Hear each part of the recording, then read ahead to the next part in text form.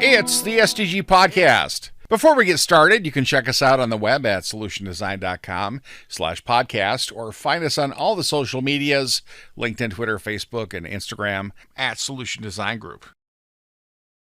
All right. Welcome, gentlemen, back for another wonderful podcast. We have, as always, Peter Lawrence. Hey there. Brian Cofield is with us today. Howdy. And joining us to talk about OSN stuff is Jeff Urban. And this is as close to the original podcast crew as we've had, I think, since we started back with our internal podcast in 2017, 2016. I know that. Yeah. I love to say the whole thing was my idea, but no, I was brought in secondarily based on a recommendation at happy hour. So, but enough about that. Peter, what are we talking about today? You know, as long as we've brought these wonderful guests here, I thought we could talk about their expertise in the open source North. I don't even know what is it. I just know Open Source North. It's like a big super conference, getting bigger every year. And we have the original ideator of it. The founder, Jeff Urban, with us. The organizer, the everything. The guy you know who to blame. Yeah, guy who sweats bullets when the power goes out. Oh my gosh. Yeah. If you saw, I work in the same building down the hall. If you saw all the stuff going on for half the year. Yeah. Yeah. But it didn't start out that way, Jeff, did it? It started out with a simple idea. It did. It did start with a simple idea. It was back in 2014. At the time, here at SDG, one of the challenges and opportunities was in the Java space. It was Java all over the place, and Target was going gangbusters, and Best Buy was going gangbusters, and everybody's looking for Java, looking for the back end expertise that was so needed in the enterprise space. There was a lot of consulting firms. Everybody's competing and everybody's trying to find resources, and we were no different. And so there was a lot of requests from, at the time, I was leading the recruiting team. And so there was a lot of requests per se from the sales team, the practice leads, the management team, and helping me understand the money and the opportunity that was being left on the table by our inability to meet the demands that was in the marketplace. And so something needed to be done. And so I thought, well, rather than getting fired, maybe I should try to come up with an idea. So I think there's a documentary about this called Searching for Brian Cofield. Yeah.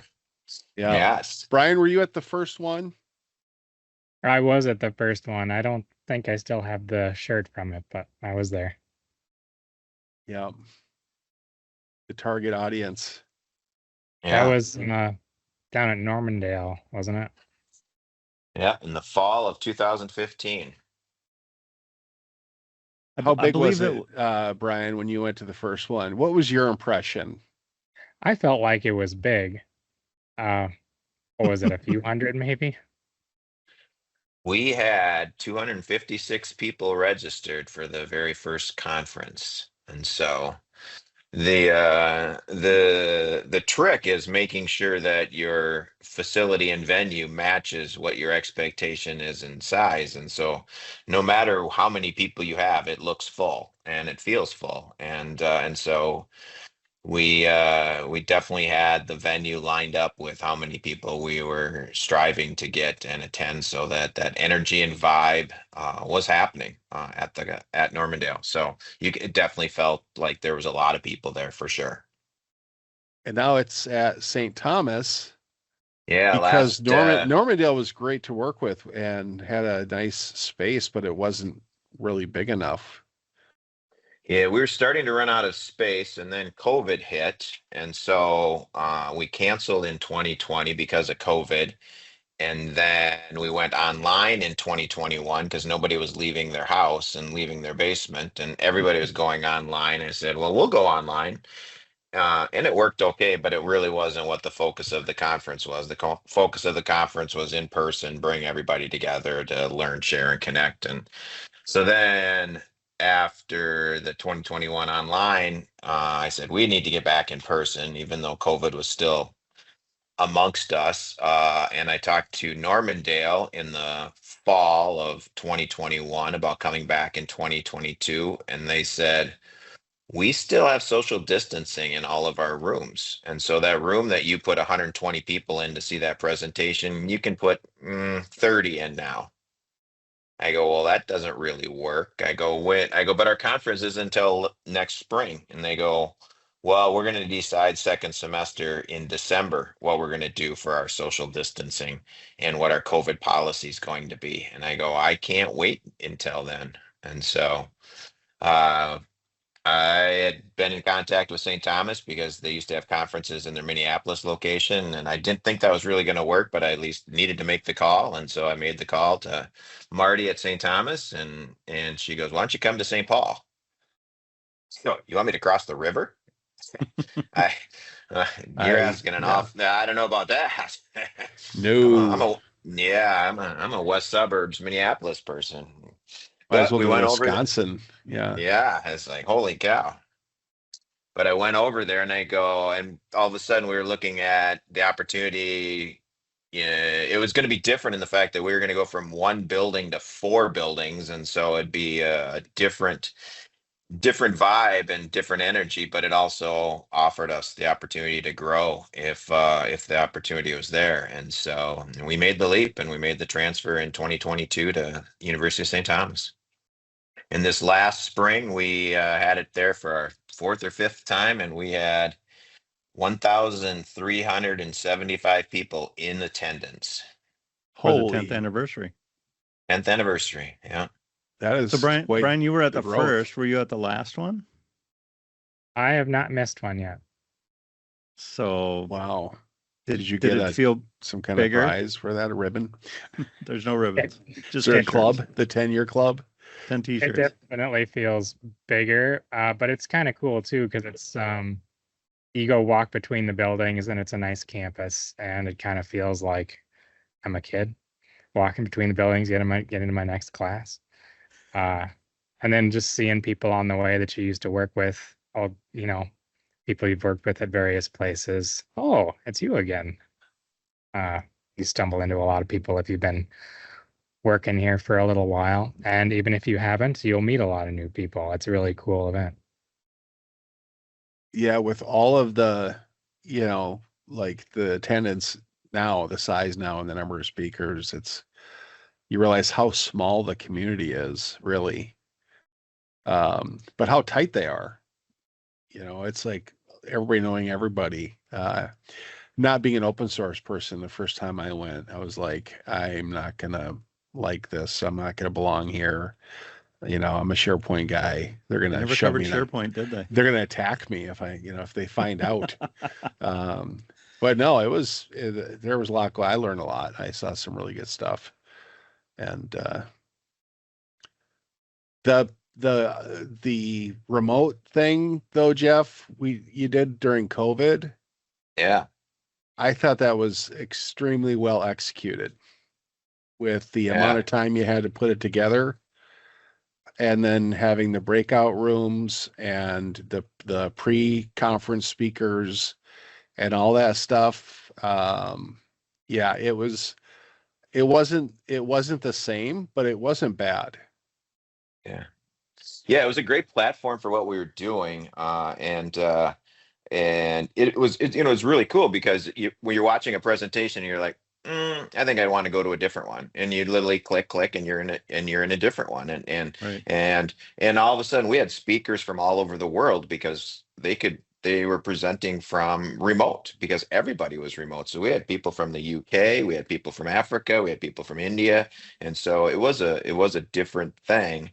But at the end of the day, it wasn't really what we were looking to do with the conference. And I think it was starting to wear on people, all these online conferences. And it's horrible for sponsors because who's going to go into a sponsor room to meet the sponsor? I mean, nobody's going to go in there and start online chatting and talking with the sponsors. And for sponsors, it's really there's not a lot of value. I mean, we slashed all the prices to make sure that it was equitable type of thing. But even on the volunteer side, I mean, as you know, Kyle, from the backside, we had just about as many volunteers running the software in the backside as we did for a regular in-person event. It was Yeah, a we had lot of work. somebody in every single room, I think. Yeah, Yeah, and then you and I were floating around yeah, as tech support yeah. We were on the triage. platform. That was, I think that was the most involved I have ever been. Yeah. It's quite a big production. Like Jeff, you're organizing all of it. It takes a lot of your time. And then the actual day comes and there's a lot of volunteers. I don't know, shy of 100 maybe. You'd probably know the exact number, but everybody does a piece and there's room monitors and directing traffic and registration and some other roles I'm sure I'm forgetting. Yeah, and I this year I went and I for sure enjoyed having the guys directing traffic for parking. That helped tremendously. Yeah. And then as I'm running across campus and trying to decide, is this the building? Like I've never parked here before. How do I get to where I'm supposed to go? And got guys pointing and directing and doing a great job. So that, like it seems silly to have somebody stand in the middle of the street or on a street corner to do traffic direction and stuff, but it really pays off, I think, for people attending that aren't St. Thomas alumni or whatever. I don't think we need the restroom attendants. I think that was too much. Although I do like mints. The mints So, are good. thank you. I'll be here all week. So, one thing that I really appreciate about what you do with OSN is it's about the open source community. You don't make it about SDG. Like we're like another sponsor at the event, and you put it all together and stuff, and it's not a secret that you work for SDG. We're not hiding anything, but it's like you kind of take a step back and it's about the community. Yeah, when we were putting it together, it was a discussion item as far as how it was going to what the brand was going to be and how it was going to exist. And of course, there's people within the organization, probably more on the across the hallway side of things, that really love the SDG logo and name all over everything because it might help them with the sales perspective. But I've been in the industry long enough that I've watched consulting firms try to put on conferences where they make it about themselves instead of about others, and it usually works for 2, maybe 3 years because why would another company give us money so that we benefit type of thing, right? And so really the benefits that SDG receives from the conference is the same benefits that the other platinum sponsors receive as well. Behind the scenes, we get the good karma, and the fact that we're orchestrating it, and so people are aware of that we are putting this together for everybody else, and as long as we're genuine and authentic about that, because if you're not. People are going to find out. They're going to figure it out Yeah. that you're on the sly. You're doing some sneaky stuff behind the scenes. I mean, people are going to find out. So you just can't do that. And I think, the fact that we just had our 10th year is a testimonial to that. I mean, our competitors are platinum sponsors. They're sitting, their tables are right next to ours. And so, the fact that they're trusting us as with the conference and finding value the same way that we do means a lot. And I think it's the right thing for us to do and how we do it. And our partners are there too, right? We've got For got a sure. lot of clients there. But my favorite story is the one where you tell from 2017 where somebody was griping about the logo placement on the name tags. How did you get such a prestigious location? I don't know if you want to tell that one. Yeah, so there's only one actually added benefit that SDG gets that the other sponsors don't get. And I was actually at a Target table with one of the senior recruiters from Target, and I've known her for a long time, and she's been at OSN in the past, and she's looking at me and she goes, "How did SDG get their logo on the lanyard?" And I go, "Well, I work for SDG." She goes, "You do?" I go, "Yeah." She goes, "Does SDG put this on?" This is like year 8. I go, "Well, yeah, I get, I'm the coordinator." She's like, "Well, I didn't know that." She goes, "SDG hires really good people. I love recruiting out of SDG." That was the Target response. I go, "Yes, we do." So Why? Because we had a bunch of STG lanyards laying around. no, that's the one added benefit that we get for being the coordinator is we get a little logo next to the OSN logo on the lanyards. And It's the so Platinum Yeah. Plus. yeah, we get a little, that's the little plus. We don't get any more You don't speakers. even you don't We even don't put our get table like in a prime the table's right in the location. same row. Yeah. Yeah. Yeah. It's So like humility yeah. in action. I like it. It's not that people don't come forward with some ideas on ways that I could improve OSN. But usually, if you peel back the onion, it's usually I could improve it because it would match their personal agenda. And Right. so, Yeah. Yeah. so we stick to, we don't have an official contract with our sponsors or anything. We just say we're going to do what the prospectus says.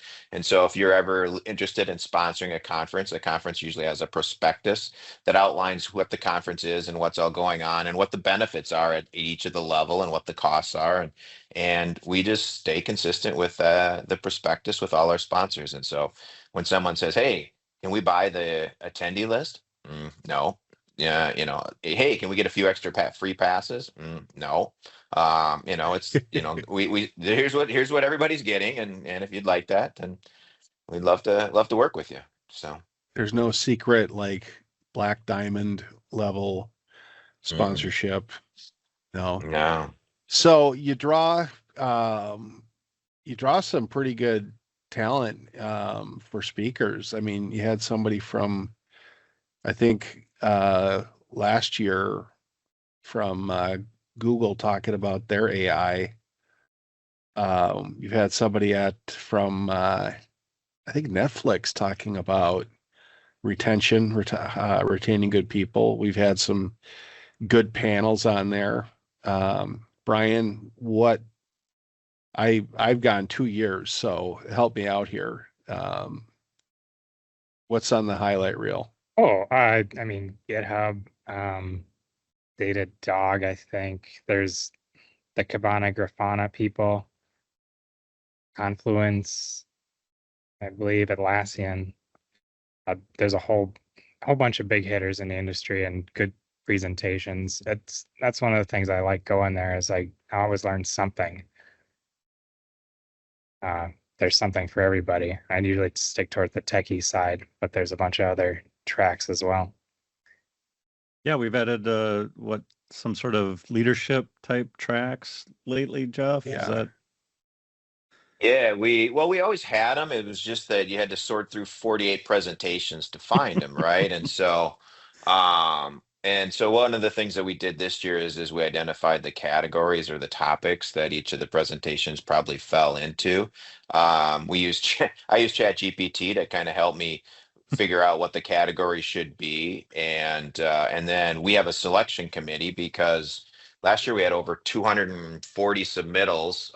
Brian Cofield was on the selection committee. He got to, read through like an 80-page document of submittals and trying to figure out what we wanted to select for our presentations.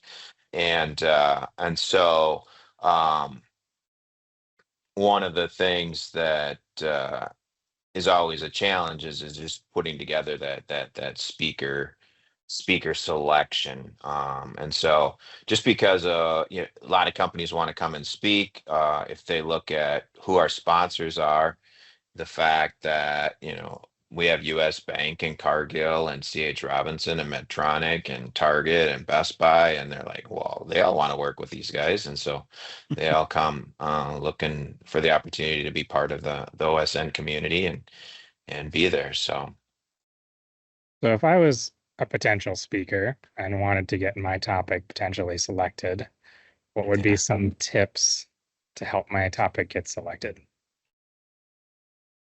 Well, the easiest tip is try to become a platinum sponsor, because then you automatically get a speaker slot. And so out of the 48, 12 are spoken for, because the platinum sponsors do get a guaranteed speaker slot. Otherwise, it is the hardest part of the conference in trying to select the speakers, because there's way more really good presentations than we have room for. And then you run into the situation like maybe, Brian submits one, but the topic that he's doing it on tech debt, and all of a sudden, well, guess what? Cargill, one of the platinum sponsors, did their presentation submittal, and it's on tech debt. I go, sorry, Brian, you're not getting selected, because Cargill gets a spot, and this is what the topic that they've chosen, and you're out of luck. And so usually my suggestion is uh, try to submit more than one if you can, and so just in case that doesn't happen. um, and then if you look at the categories, I forgot, I didn't finish. My other point is we had identified the categories with the selection committee, and then so when you went out to the website, you could actually filter out if you wanted presentations on architecture, or if you wanted presentations on cloud, or if you wanted presentations on strategy and leadership. And so we had actually taken all of the summaries of the presentations that were selected and submitted, threw them into Chat GPT, and say, hey, which categories would these presentations fit into? And so it actually was a great tool for us. And so again, you can go in and look at those categories and what past presentations are. It kind of gives you an idea. I do get a lot of emails throughout the year. Hey, do you got any ideas or tips on how I can get selected?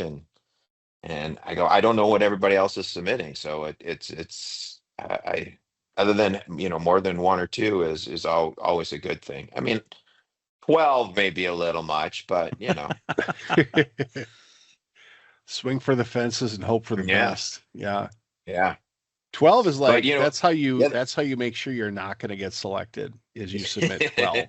yeah.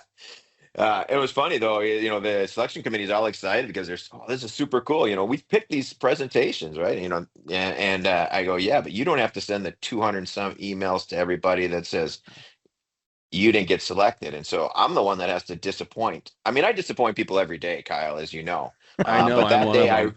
but Yeah. that day I really have to disappoint a lot of people. And then I see them, I see them in the Yeah, community because face they're 'em. local, right? I bump into them at other places. Well, I'm speaking here, and since I didn't get selected at OSN, I mean, I get the little snide comments, Oh, throughout yeah. the.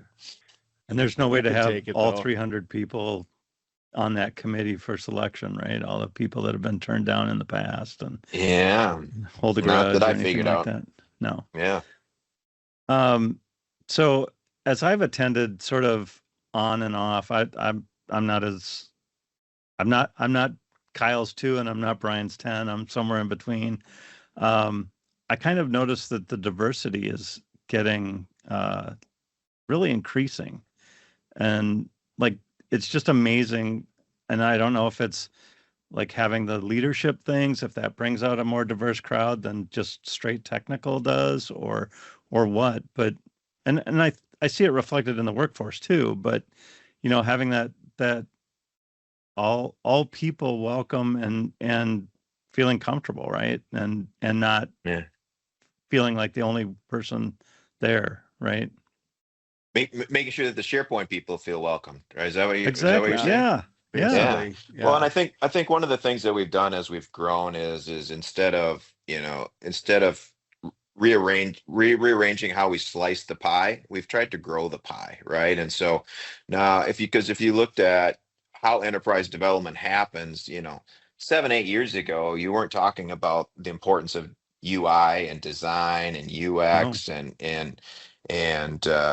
things like that, and it's evolved. And so as the development world has evolved, we've tried to align with the entire development teams, because the makeup of the teams, you got cloud, you got data, you got front end, you got all the resources, you got project delivery, you got testing. And so we've tried to grow the pie so that entire teams can attend. And so I think that's what you're seeing is that we still got 48 presentations, and so there's still, enough for everybody, and there are some true, really deep specialists, but for the most part, all of you guys are such generalists in the engineering world because you're asked to do so many different things. And so that when you look at that speaker schedule, it looks like, oh, this would be good, this would be good, this would be good, this would be good. And yet we've grown the pie so that it's brought more people in, and found value in attending. Yeah, I've All right. certainly scattered my categories around and saw some leadership ones and some DevOps ones and all the usual suspects too. But it's AI really has been fun. big. Yeah, For some reason, I don't know why, but yeah, yeah, it's all been yeah. I mean, interesting.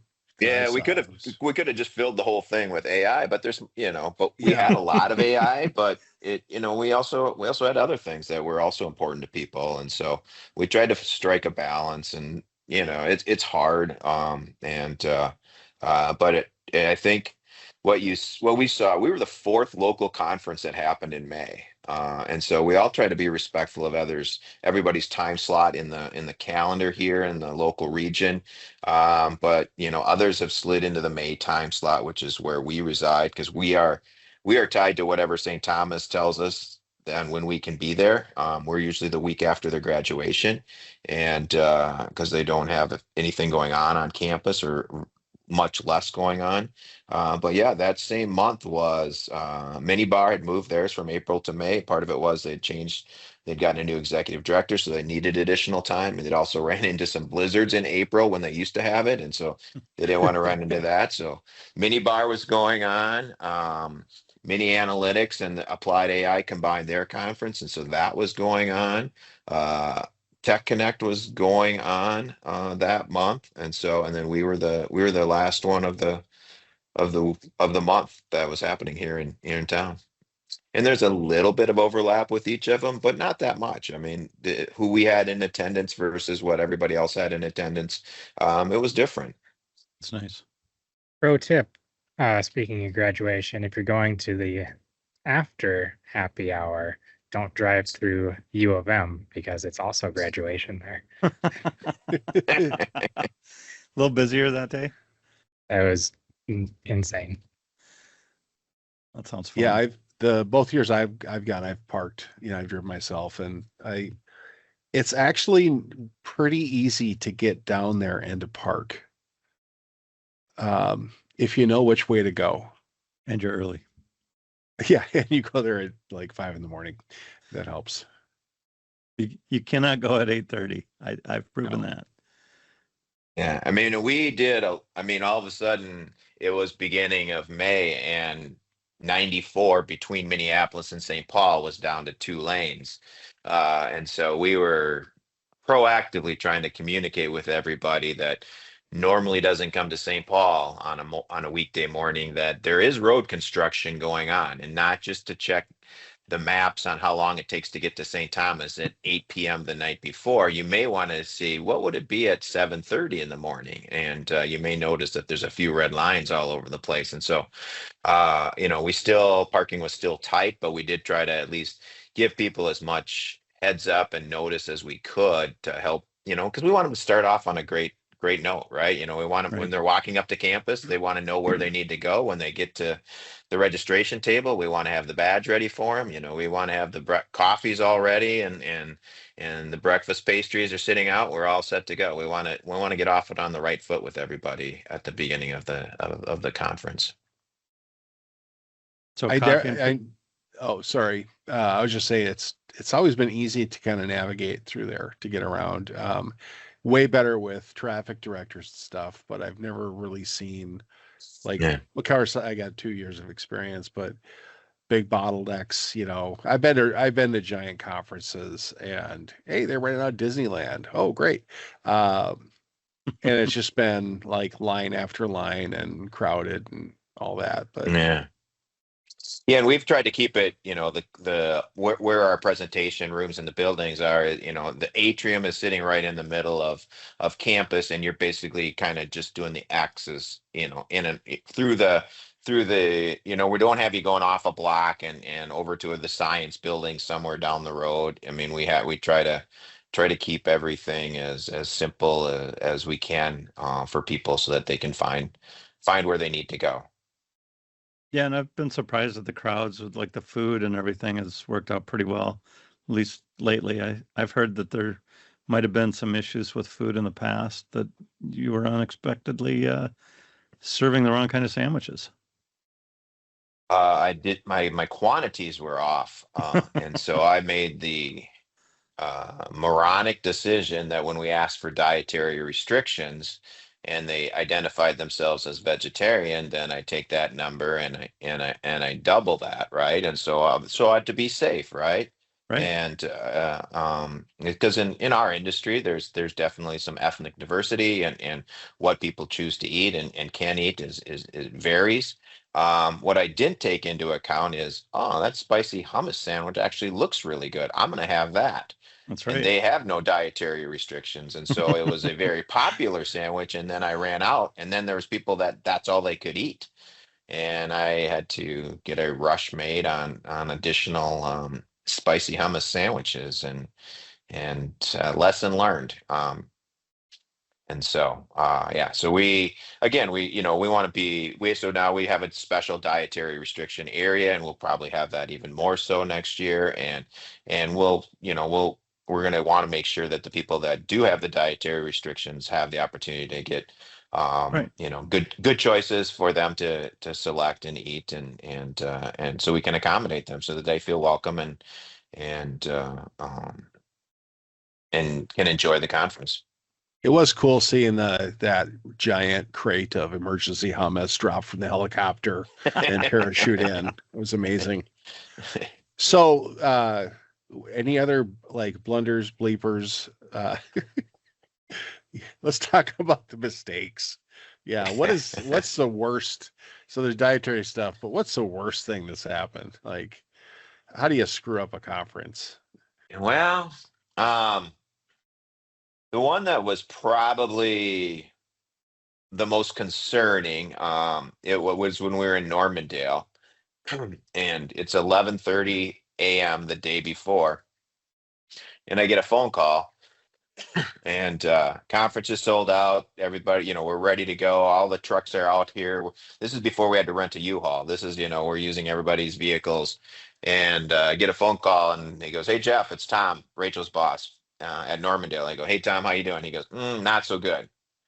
I go, "Really? What's going on?" He goes, "Well, we got a patio project going on out here at Normandale, and the construction crew just cut the main line of power into the university, and so no one at Normandale has any power."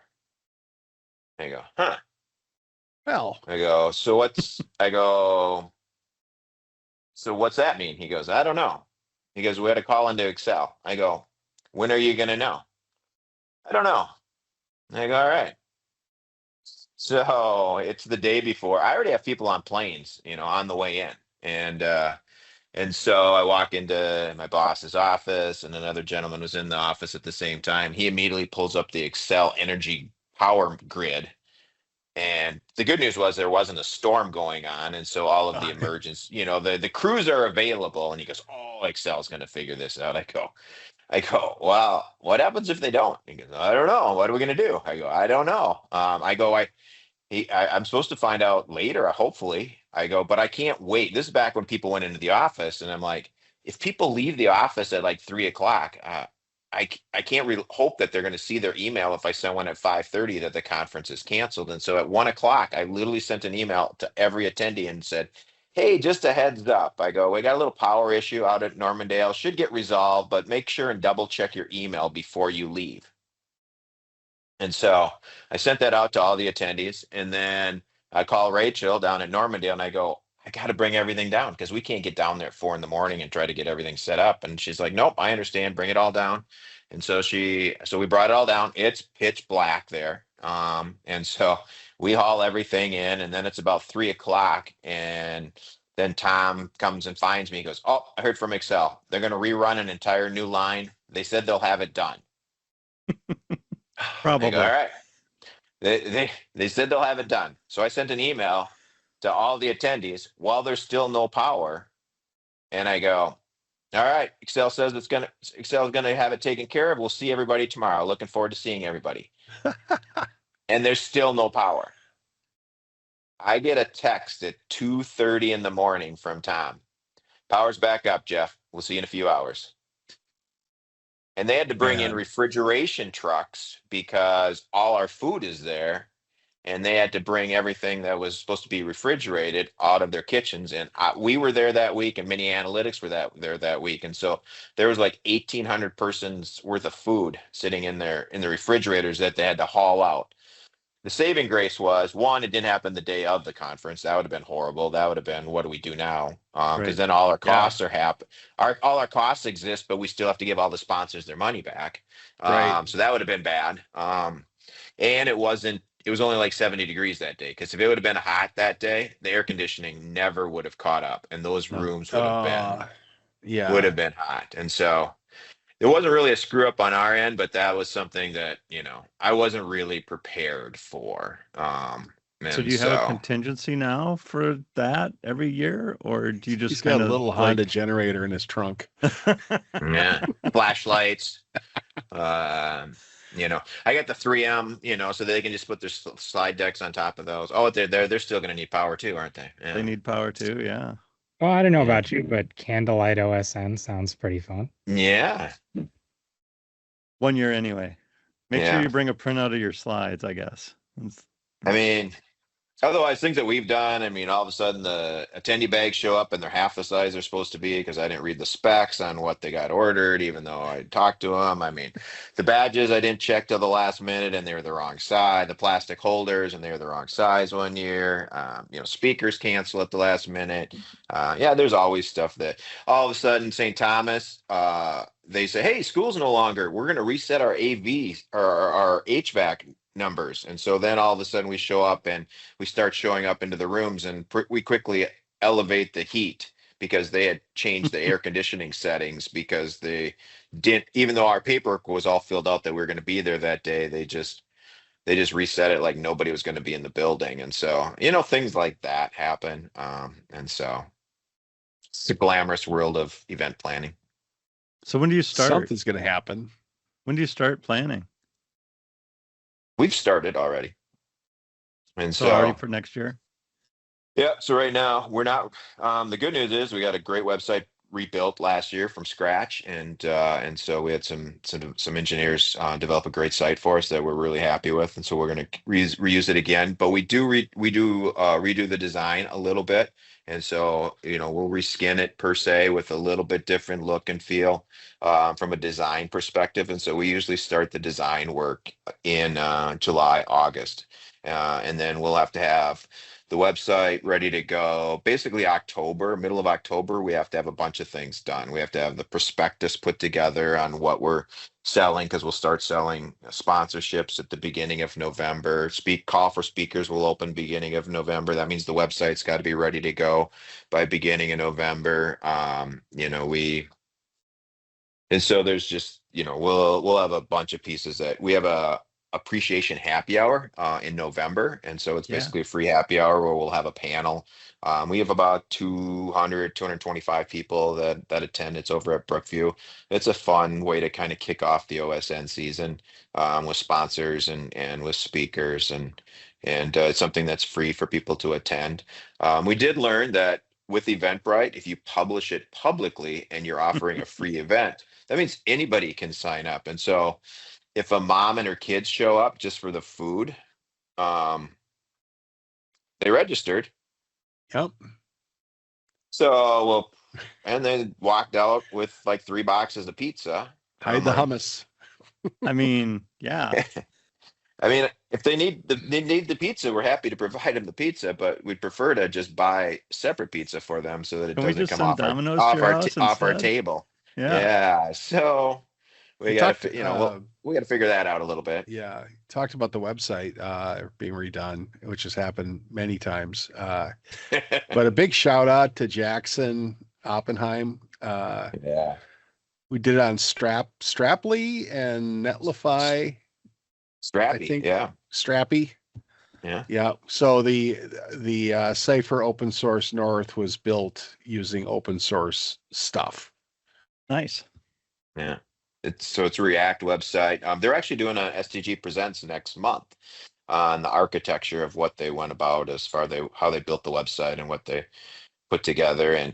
And Brian, right, our guest here, got to spend a weekend probably working about 40 hours when our site crashed in the and its third iteration, and the amount of band-aids and gum Oh, and Gatsby. yeah, and duct tape that it was holding it together, and Baby J just ripped it apart and got it working over the weekend. He basically gave up his life for a weekend to get us back online, and so we didn't have any of those problems this year for sure. But That we was are fun, but I'm glad we don't. forever grateful. Yeah. I'm It's glad we fun don't have those once. problems anymore. Yeah. Yeah. And that $5 coupon to the Gap as a thank you was very nice. Very well appreciated. Yes. How much time did you spend over the weekend on that? Oh, I don't know if it was quite 40, but it was a good chunk. Yeah. Better Yeah, we than Jeff would see $5. the- calls we Jeff would see- calls we would see me the and I'm times. like, yeah, Jeff calls me and I call Brian. I'm like, yeah, this is code. Yeah. Yeah, yeah. Yeah. We could see him, pushing code out at like 4:28 a.m. and it wasn't because he just got up. Uh, I remember that what it was, little in the weeds, only a little bit, I promise. It was AWS stopped supporting that whatever version of the library we were using. Oh, So it was like, okay, we gotta do a major software upgrade on the components that we use like now, just so that we can deploy. And luckily, And it wasn't complete rewrite. It was just a bunch of upgrades. and pray that it all goes smoothly, right? Was Yes. it was a headless WordPress instance with Gatsby creating like flat files for the out of the WordPress and then hosting it through Netlify. And then you guys were using Git, was it GitHub or GitLab and pushing all the code. Like it was quite the matrix of stuff. Yeah, the build well, process was read all WordPress data, fill out, make a bunch of read-only templates, deploy to Netlify. Yeah. and we rely on SDG's consultants that happen to be between assignments to work on the website. And so usually if they start working on it, as soon as they figure out how it all works, then they get placed. And so then we have to bring in somebody new. And so I think Brian was inheriting 3-year-old code that, 30 engineers had touched. And so what could it possibly look like that isn't ideal? 30 engineers have touched 3-year-old code. Sounds like situation normal, sir. I see Jeff walking around wringing his hands looking for developers. What are you doing? What you got going on? And designers. Yeah. It's a lot of work that goes into that stuff. I just turn it on, sign up and hand it over, set up the accounts and for some reason figure out why we're getting charged 6 times for Netlify this month. I have no idea. I still have to check into that, but it's all good. Yeah. So there's so many moving parts. What would you say to Jeff 10 years ago if you could like go back in time, call him on the phone and give him some advice on putting on a conference? That's a good question. Because the thing that I think that we've done pretty well is we've built on we defined it well as far as who we were and what we were about, and we've stayed really true to that, right? The whole idea was let's bring the local IT community together, the enterprise community together, and let's learn, share, and connect. And we've stayed true to that, and we continue to evolve and grow in order uh, to meet what's currently happening in the enterprise ecosystem. And so I'd say, continue to be grateful for all of the help that I get. I mean, there is so many, it does take a village to put this on.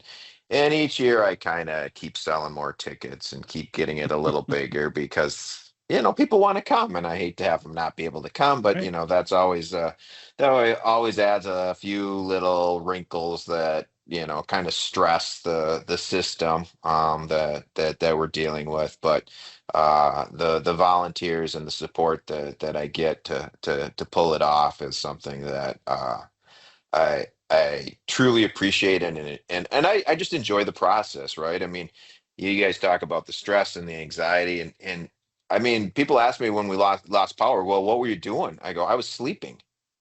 They go, how could you sleep? I go, what was I going to do about it? I mean, Right.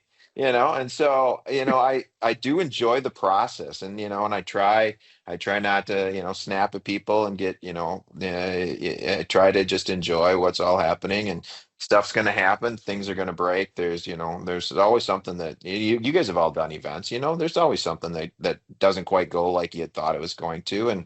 Yep. And I really try to just go with the flow and say, all right, let's figure out what we can do. And again, the support and my gratitude for everybody and just all of the people that participate and keep coming back. I mean, the fact that we have people that have attended the conference for 10 years and that we have had sponsors for 10 years is truly humbling and something that um so I did share this in the presentation. This would have been last summer. Jeff Daniel, for those of you that don't know, he's recently retired, but he's one of the founders at SDG, and he was our CFO at the end, and we've all worked with him. And if you know Jeff, the one of the charms of Jeff is he's going to tell you direct. He's not going to sugarcoat it, and he point blank asked me. He goes, do you ever worry about OSN becoming irrelevant? And I said, every effing day. Um, And so I think that that's something that we take to heart is the fact that all right, we had success last year. Let's not mess it up. Let's continue to fix what we need to fix and get a little better at these things and see if we can continue to bring value to the community so that they want to be a part of it. So Yeah, there's no moment where you've arrived and can coast. Like, okay, we've got this figured out. Yeah, we got it. yeah, So we're good. Keep yeah, doing the exact same thing. And no, you're always pushing every year yeah. to make it better. Yeah, because for some people it's been 10 years and other people this is their first one. And so Right. you got to show up for them, right? And so you want to make sure that their experiences they want you that they're gonna have the OSN alumni on their badge the next year, right? You want them to come back and you don't want to take anything for granted and continue to focus on all the little details and uh, uh, and keep striving to do the right thing. Brian, you going to go to year 11? 100%. There you go. Yep, unless I can't make it across town because of U of M graduation. But It's just called planning. It's, a decade is quite a milestone, especially for something like that. And you get it's like, what is your drop rate? Like you get people signed up and there's always people that can't show up and things like that. But um, Yeah.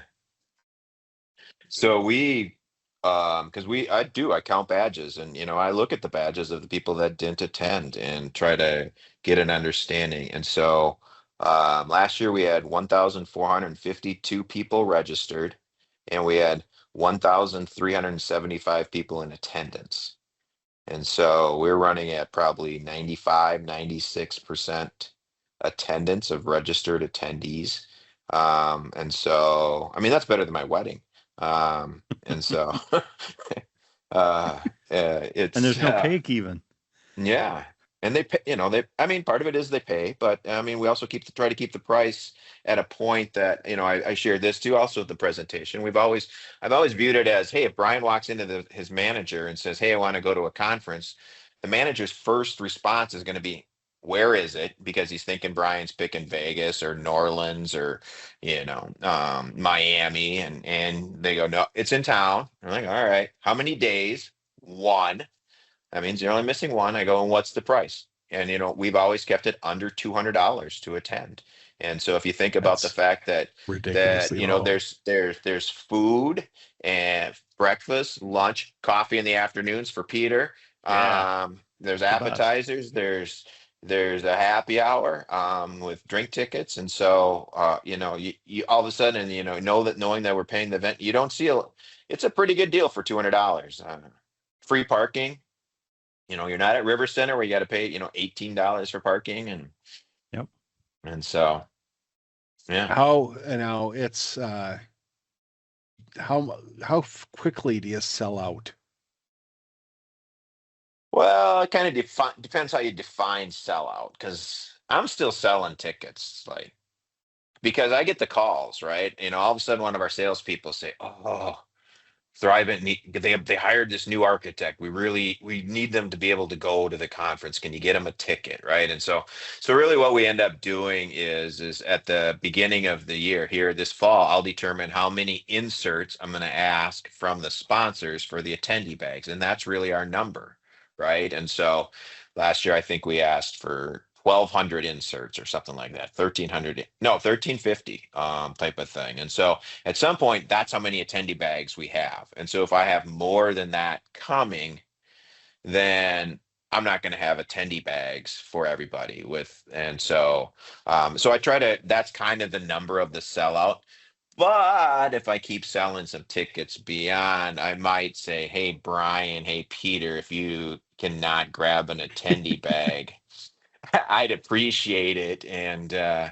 I'll still get you the T-shirt because I know you want the T-shirt. That's right. But if you can hold off, so there's a little wiggle room, and plus, I've done this long enough that people know that once it sells, I sell out, and then I had a wait list, and then the wait list. Eventually, I have to turn off the wait list, and it'll still be trickling in, the night before a little bit, but well, we kind of manage it that way, but it's usually about 3-4 weeks before we start. We're pretty much out of tickets. Brian, you started to say something. Oh, I was going to say that the low price to admission kind of contributes to the diversity and the feel of the conference too, because it feels grassroots, even though it's a big conference. I mean, that's an easy sell for a manager, like you mentioned. That's only $200. Yeah, sure, why not?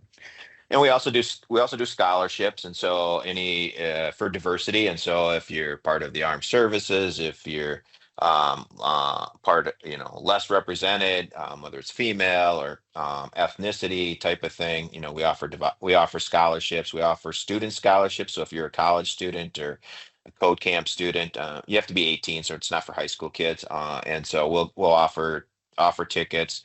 Also, we have a OSN Slack community that we start once people are registered, and usually inside of there we also post the fact that, hey, if you have a friend that's currently going through a career transition, like maybe they got laid off and they're currently looking for a job, reach out to us. We'll get them a ticket. We want to help them out during this. If the OSN community is a good fit for them and they're in our industry, we'll make sure that they can get there and network with a bunch of people and hopefully help them find their next opportunity. And so again, we want to make sure that people can come and do what we can to create that environment for them.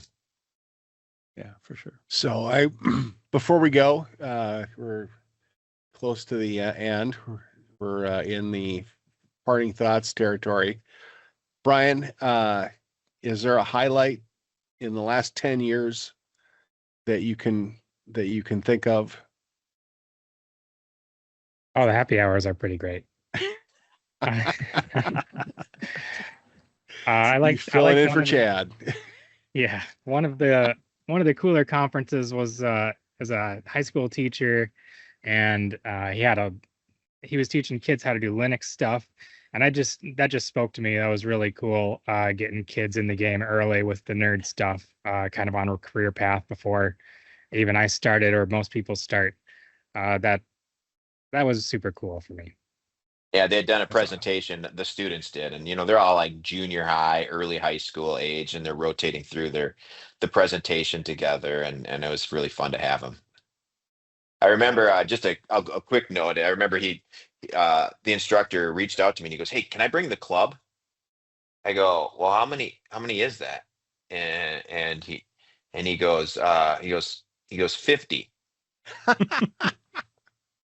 And No. I go, "You do realize that's a $10,000 ask that you just asked? $200 a ticket, times 50." He's like, "Oh." I go, "Let me see what I can do. Let me call you back." And so I called him back and I go, "All right, here's what we can do." I go, "Obviously, you got your speakers that are coming." I go, "How about we do this?" I go, because they're bringing a school bus, right? And I said, "Why don't you show up around 10:30? Your presentation is at 11. At 10:30, they can kind of walk through the sponsor area because we use the large indoor track at St. Thomas.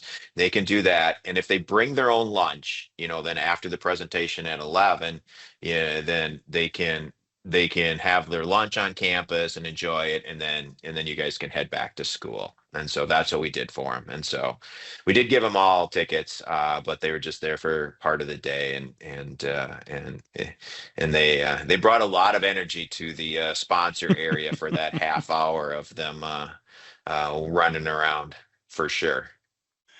Yeah, the recruiters were like, "Oh, you get them early." Yeah, I would have preferred to go to the Como Zoo because then I Yeah. could have got one of those plastic gorillas. But yeah, The old plastic gorilla. awesome, Peter.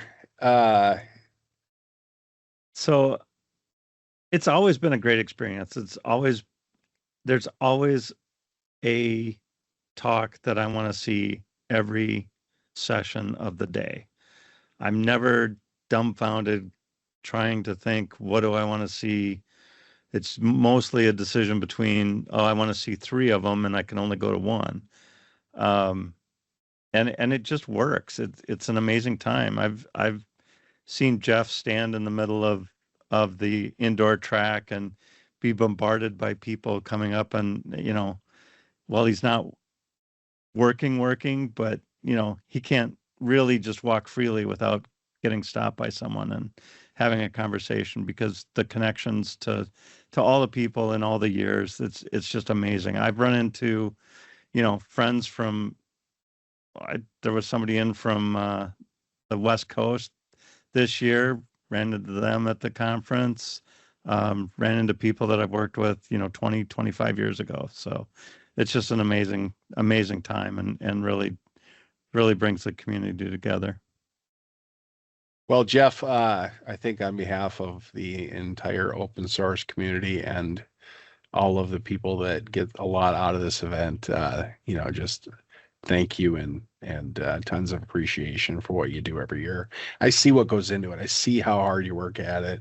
I go there and I see how many people are volunteering. How many volunteers last year? Or did we have? We had about 50 volunteers the day of. Yeah. Yeah. So, and we probably needed about 70. So we gotta figure, that's a besides the parking, that's another thing that we need to probably try to figure out how to be a little better at. Everybody in our company volunteers except for me. Just gonna say. Not true. Not true. Yeah. All right. Well, I think with that, we will say thank you for being here, everybody. And goodbye. Thanks for having me. Bye. Thank you. Solution Design Group is a digital product consultancy in Minneapolis. Check us out on the web at solutiondesign.com or look for us on Facebook, Twitter, LinkedIn, and Instagram at Solution Design Group.